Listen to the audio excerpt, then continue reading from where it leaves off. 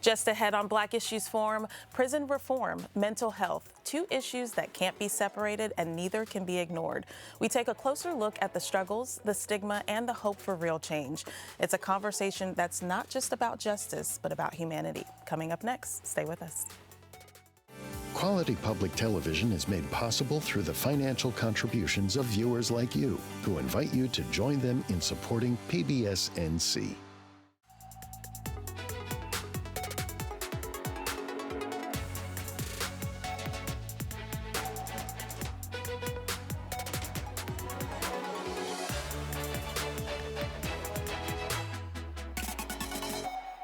Welcome to Black Issues Forum. I'm your host, Kenia Thompson. Well, today we're tackling two issues that cut deep into the heart of our communities: prison reform and mental health.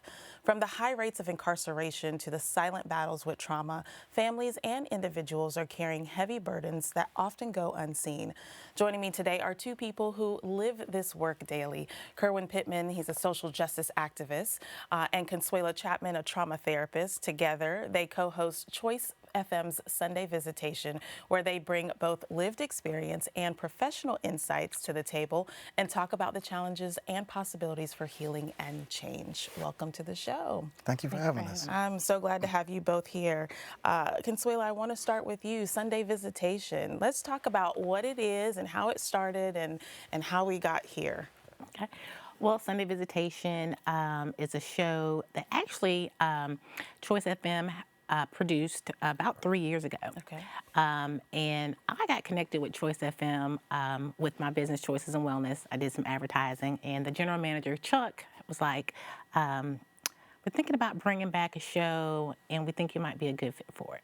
So that happened on and off for a couple of years. I'm like, okay, what's up with the show? You know. And so I got connected with the Carter Clinic, and the Carter Clinic is one of the leading behavioral health agencies here in North Carolina, and I pitched it to our medical director, Dr. Ojinga Harrison, and we decided to relaunch the show and sponsor it. Yeah. And so it's been going great. So as a therapist, you bring the mental health piece to it. Correct. But you needed someone to bring the prison reform piece to it. And in comes Kerwin. So how was that connection made, and why was Kerwin the best choice for this? Honestly, I've been following Kerwin's work for quite some time. Social media, of course, connected us. And our original co-host had some other obligations, and so it was like we were scrambling. But I initially knew who I thought was going to be the best person, and so I sent him a message on social media. I said, "Hey, I got a show. Would you be interested in being a co-host?" And he said, "Yeah, tell me a little bit more about it." Yeah. He sent me his number. I reached out to Chuck. I said, "Hey, I got a guy that's interested. His name is Kerwin. Here's his number." He said, "I've been trying to get in touch with this man." He said, "Nobody would give up his number. Thank you." It was meant to be. Exactly. So, Kerwin, tell us a little bit about the work that you're doing that made you such a good choice. You're doing a lot of policy work and advocacy in this space. Tell us a little bit about that. Definitely. So I do a lot of policy work and advocacy work. As somebody who have lived experience, meaning been directly involved in the criminal justice system and was able to come out and articulate it in a way that makes sense on a policy level. It was a match made in heaven to kind of be the co-host of this show. Yeah. I'm excited to be on the show, and so a lot of the work that I do is social criminal justice reform, particularly prison reform things. And so right now I'm looking at using this platform as a way to be able to amplify the voices of directly impacted people with lived experience, but tie in the mental health aspect and talk about things that's going on right now in our state. Yeah, and one of the things that's going on right now, you were mentioning before, is the death penalty is on the table. We do not currently have the death penalty in North Carolina, but tell us a little bit about this House bill that may be passed or vetoed. So House Bill 307 was framed as a criminal justice reform package bill, but it has some ugly provisions in it. And one of the latest amendments that was added at the end was to bring back the death penalty, and bringing back the death penalty by way of a multitude of methods. And some of those methods are electrocution, firing squad, and one of the legislators went as far as to even say hanging. And so it is a terrible bill, in my opinion, because it does not speak to the mental health aspect and investing in mental health aspects. Right. And by the time our viewers see this episode, it may or may not have been vetoed, Yes. but it's the importance of understanding that this is even on the table and those methods are part of the options. Consuela, when we look at media, we look at conversations around prison reform and mental health, what was the gap that your show, Sunday Visitation, was created to fill? To provide a platform for individuals with lived experience and provide resources for family members, caregivers, individuals re-entering the community. Because the reality of it is, there's trauma that can happen in the prison system, Yes. and folks can be re-traumatized entering back into the community. Right.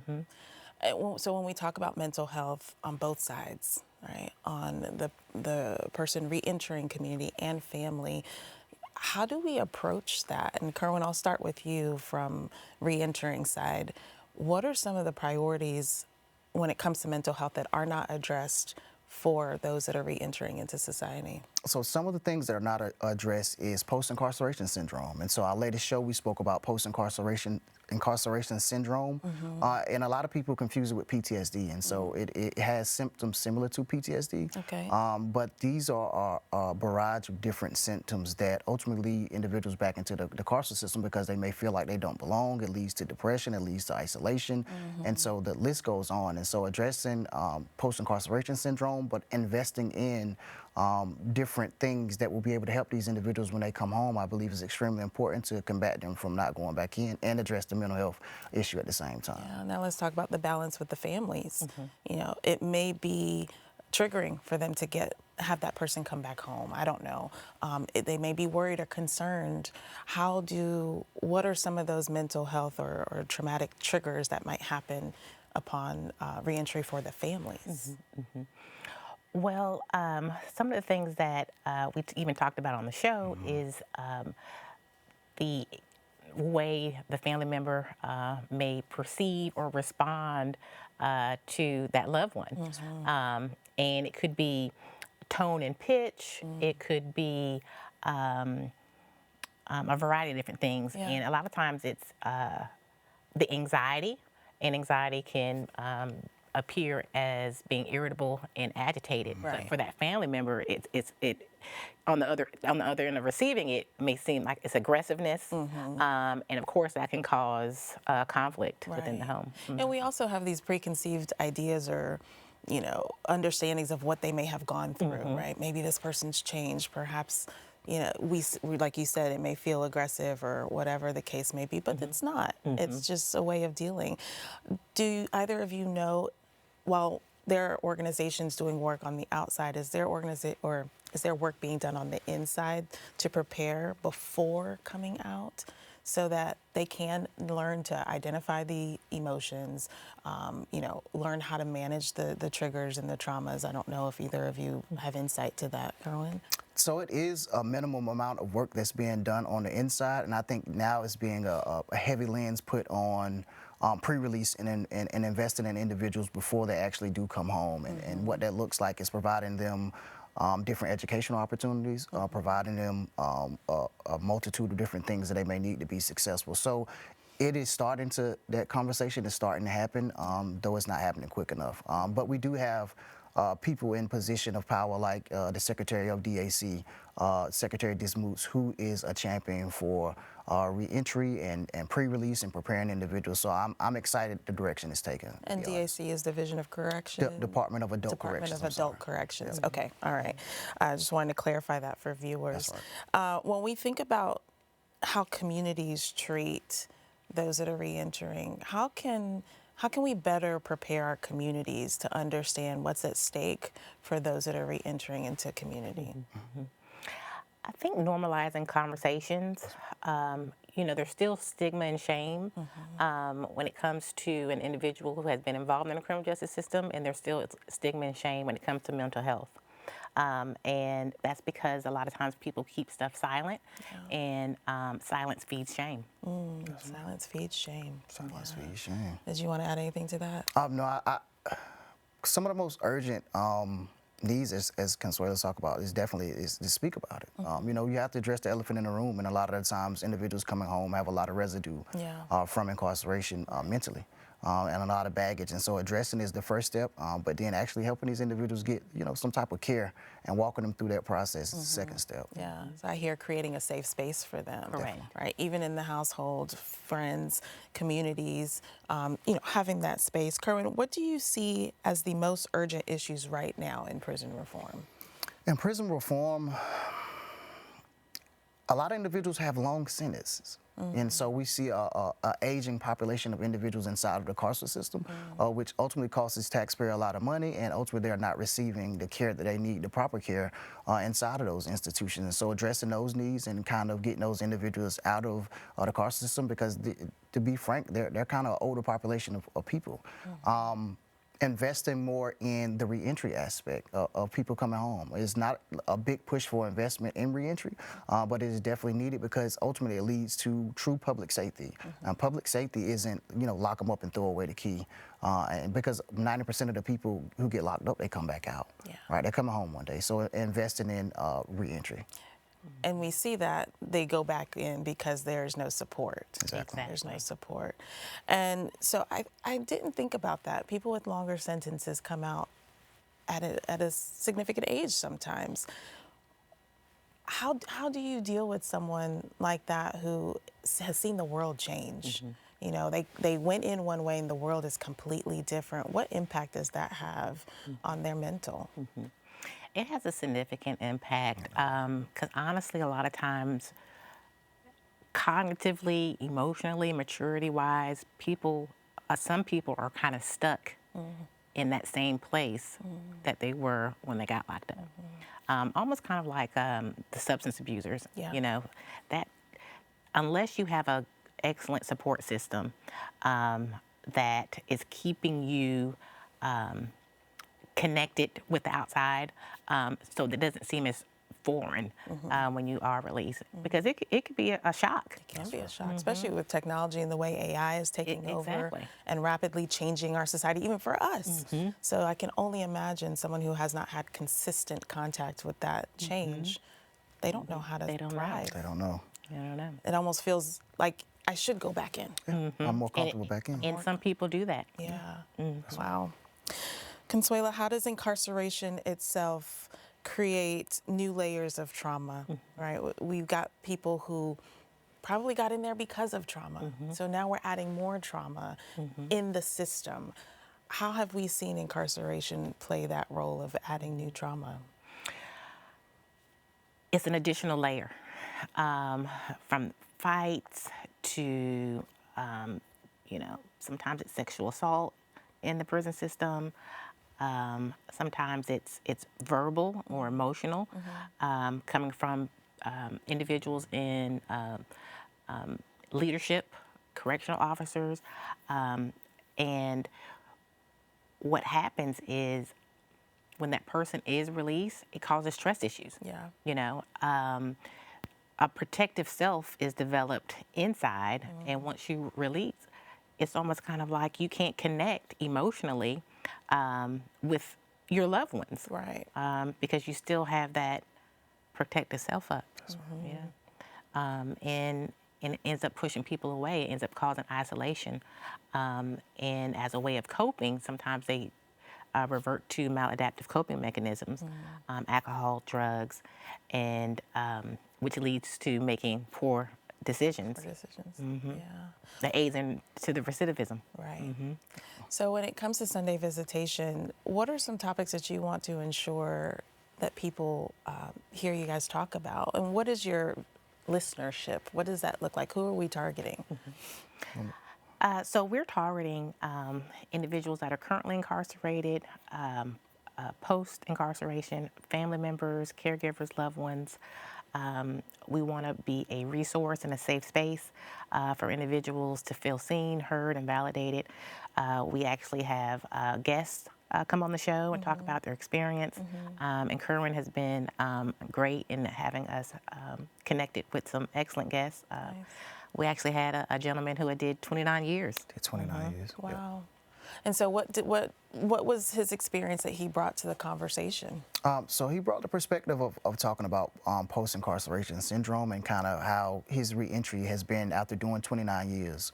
We also had a guest who was on death row, call in from death row to talk about House Bill 307 and give his perspective of somebody who is facing death if this particular bill goes through. And so really giving a voice to the voiceless. And so it is, from what I've seen, I've never seen a show or a platform that give a voice to people who are currently incarcerated, formerly incarcerated. And so I'm excited about what we're doing and the direction the show is going. This may be a confusion on my end because I don't know enough. So you said he's on death row in North Carolina? Yep, he's on death row. But we do not have the death penalty? No. So how does that work? So North Carolina did a stay of execution years ago, and so when they were executing individuals, but you can still be sentenced to death in North Carolina. And so if you are sentenced to death by way of a jury trial, then you go on death row, and it's a special classification inside of the prison system where you're isolated from everybody else. And so when the death penalty do start back up, it's like the machine get to turning again, and you back on deck, so to speak. Okay. All right. Wow. I don't know a lot. No. And so forgive my ignorance in the questions, but okay. I think that this also probably speaks to many of our viewers who don't know a lot. Definitely. And I think the more we know, the more we begin to understand and have a bit more empathy with what people have to deal with in and outside. And, you know, some people will say, well, they made the choices. Fair. But what choices have you made? Exactly. Right? That's where the compassion and grace comes. Exactly, exactly. What are some mental health supports, and we may have already kind of touched on this, but let's be specific. Upon reentry, what does that look like? What are the steps for someone mental health-wise, and then maybe logistically, what does that process look like? Well, mental health-wise, it's always going to depend on if there is a diagnosis, right? If there's already an existing diagnosis and connecting with a provider in the community. Okay. But some of the support is peer support. There's actually forensic peer support specialists. And there's groups, there's medication management if, you know, there is a diagnosis that requires that.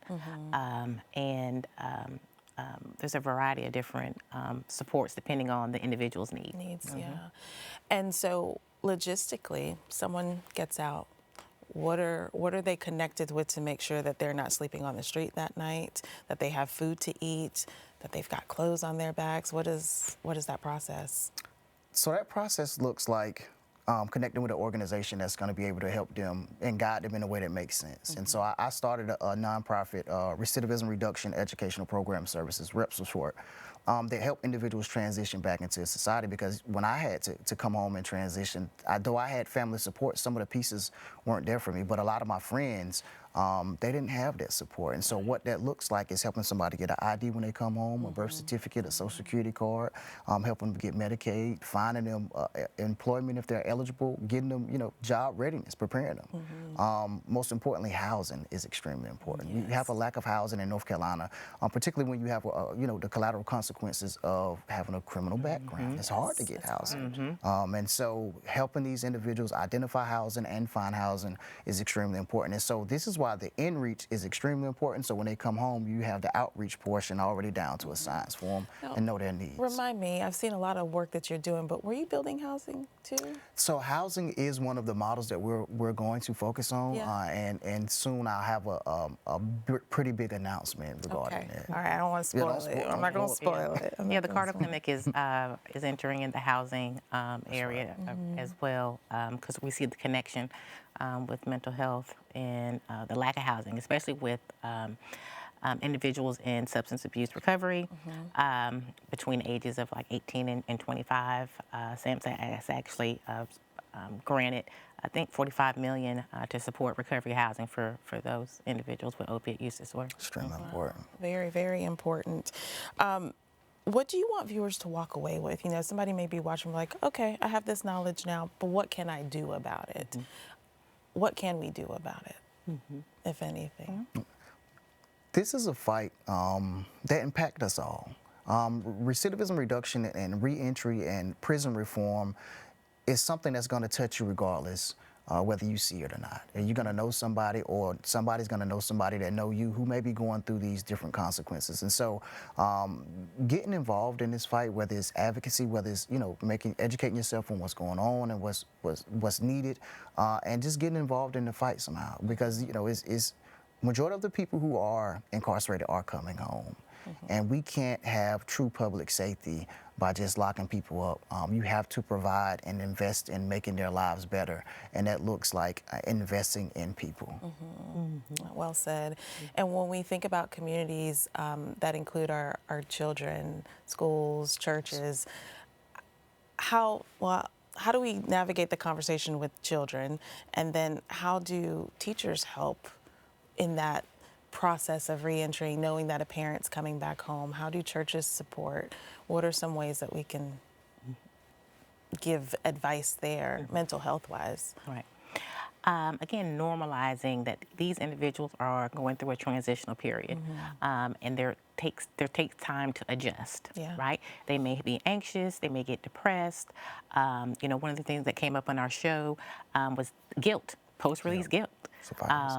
Having to forgive yourself, and having a community, whether it's your church, whether it's a provider, a therapist, because at the end of the day, everybody needs someone to talk to. If you've done any significant amount of time, you are going to need someone to talk to and process all the things that you lost. One of the things that came up in our show too is, when you lose a family member and the grief, Yes. You can't process the grief the same way you would process it on the outside, because inside is vulnerability is viewed as a weakness.